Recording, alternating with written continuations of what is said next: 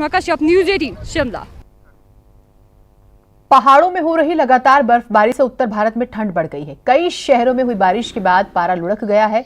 UP के कई हिस्सों में बारिश के बाद ओले गिरने से किसानों की फसल चौपट हो गई है। कोहरे और शीतलहर को देखते हुए सूबे के कई जिलों में स्कूलों की छुट्टी बढ़ा दी गई है।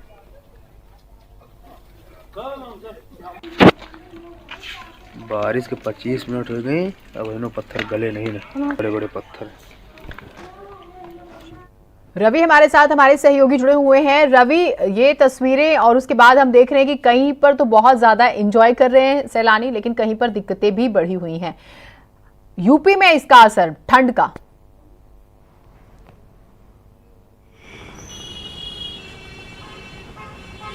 जी देखिए, कल से ही बनारस की जो तस्वीर है वो पूरी तरीके से बदल चुकी है। पिछले 4-5 दिनों से मौसम बहुत अच्छा हो गया था, धूप निकल रहा था, लेकिन कल जिस तरीके से पूरे दिन बारिश हुई है, पूरे रात बारिश हुई है, आज उसका असर ये है कि सुबह से ही पूरी तरीके से शीतलहर जो है वो लगातार सुबह से चल रहा है। बादलों ने अपना डेरा डाले हुआ है, तो जिसके कारण पूरे बनारस का जो है वो जनजीवन अस्त व्यस्त हुआ ही है। सबसे ज़्यादा जो असर पड़ा है वो सैलानियों पर पड़ा है, क्योंकि कल जिस तरीके से बादलों ने डेरा डाला था और कोहरे ने पूरे बनारस को जद में रखा, तो उसकी वजह से आधा दर्जन से अधिक फ्लाइट बनारस में उतर नहीं पाए थे और उनको कोलकाता उतारा गया था। तो ये स्थिति बनारस की बनी है। और आज सुबह 9 बज रहा है इस वक्त, और आप देख सकती हैं कि जो बादल हैं वो पूरी तरीके से अभी अपना डेरा डाले हुए हैं। तो आज भी बूंदाबांदी का पूरा जो आसार है वो माना जा सकता है कि बनारस में एक बार फिर से आज बारिश का पूरा माहौल बना हुआ है और बारिश हो सकती है। तो ये बनारस की तस्वीर है, जिसकी वजह से ठंडी बढ़ी है और शीतलहर पूरी तरीके से बनारस को अपने कब्जे में लिया हुआ है। ठीक बात की, देखिए ठंड बढ़ी और जो है स्कूलों की छुट्टियां हुई, एहतियात के तौर पर लोग भी जो है अपने हिसाब से अपना बचाव करेंगे। लेकिन रैन बसेरों को लेकर फिर एक सवाल उठता है, क्योंकि जो लोग जिनके पास अपने घर नहीं है, अपनी बुनियादी जरूरतें पूरी नहीं कर सकते, उनके लिए व्यवस्था बढ़ाई गई है क्या? क्योंकि 3 से 4 दिन तो अभी यही स्थिति रहने वाली है, तो वहां पर थोड़ा सा चिंता का विषय है।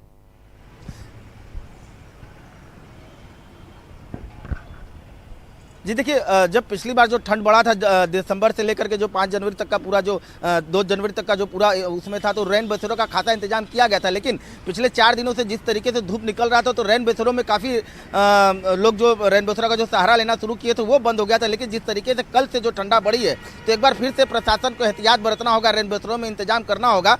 फिलहाल जो स्थिति वहाँ की है वो ये है कि प्रशासन को एक बार फिर से पूरा इंतजाम करना पड़ेगा। तो ये तस्वीरें रैन बसेरों की अभी है, तो हो सकता है प्रशासन आज मौसम देख करके वहाँ का पूरा इंतजाम करे। लेकिन ये जरूरी भी और हमारी अपील भी है प्रशासन से। यूं तो तैयारी की भी गई है, लेकिन अगर कहीं पर कोई कमी है तो इस तरफ ध्यान दे। सर्वेश हमारे साथ है। सर्वेश, हम ठंड का बार बार जिक्र कर रहे हैं और अभी सबसे बड़ा विषय भी यही है, और अभी रैन बसेरों की भी बात हुई और मेला भी है प्रयागराज में, तो और बड़ी जिम्मेदारी, बड़ी चुनौती है।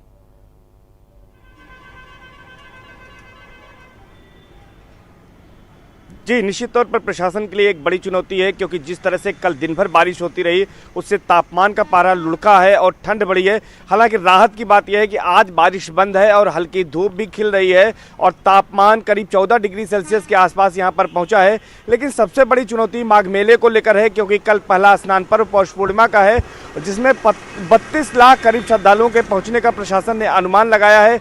उसको लेकर रेलवे स्टेशन और बस स्टेशनों पर भी तैयारियाँ की गई हैं और ख़ास तौर पर मेला क्षेत्र में जो आने वाले श्रद्धालु हैं उनके लिए तमाम रूट डाइवर्जन किया गया है। लेकिन जिस तरह से ठंड पड़ रही है और ठंडे पानी से स्नान के बाद चूँकि ब्रह्म मुहूर्त में स्नान शुरू हो जाता है, किसी प्रकार की किसी श्रद्धालु को ठंड न लगे, साधु संत को ठंड न लगे, तो पर्याप्त अलाव के इंतजाम कराए जाने की जरूरत मेला क्षेत्र में है। और इसके साथ ही साथ बारिश की वजह से तमाम दिक्कतें मेला क्षेत्र में हो गई हैं और किसान जो हैं वो भी परेशान हैं, फसलें गल जाएंगी। खासतौर से आलू को नुकसान का जिक्र हो रहा है। एक छोटे से ब्रेक ले रुक रहे हैं, ब्रेक के बाद आपको दिखाएंगे वायरल तस्वीरें।